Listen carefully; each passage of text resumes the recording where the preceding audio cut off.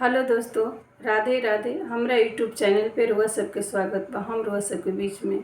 बहुते प्यारा एगो झूमर गीत लेके आयल बन। ई गीत सुन के रुआ सबके कैसन लागल कमेंट में जरूर लिखब जा।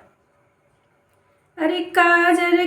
के चलल बिया झबरी हो, देहिया के करा में रगरी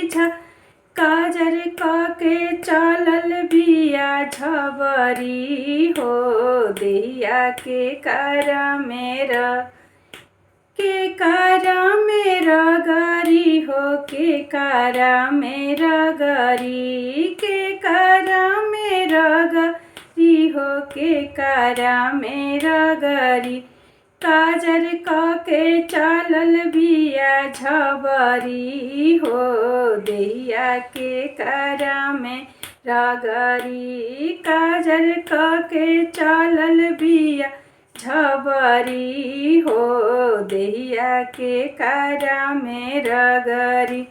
आमावा में रगरी महुआवा में रगरी आमावा में रगरी महुआवा में रगरी काजर के चलल बिया झबरी हो, देहिया के करा में रगरी काजर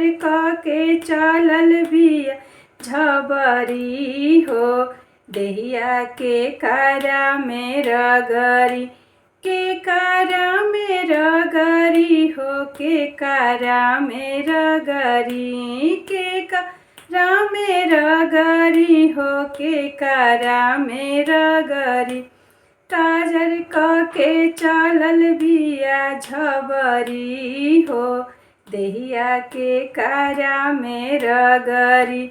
देवर जी में रगरी की सैया जी में रगरी देवर जी में रगरी की सैया जी में रगरी काजर के चलल बिया झबरी हो, देहिया के करा में रगरी काजर के चलल बिया झबरी हो, देहिया के करा में रगरी के करा में रगरी हो, के करा में रगरी के करा में रगरी हो, के करा में रगरी।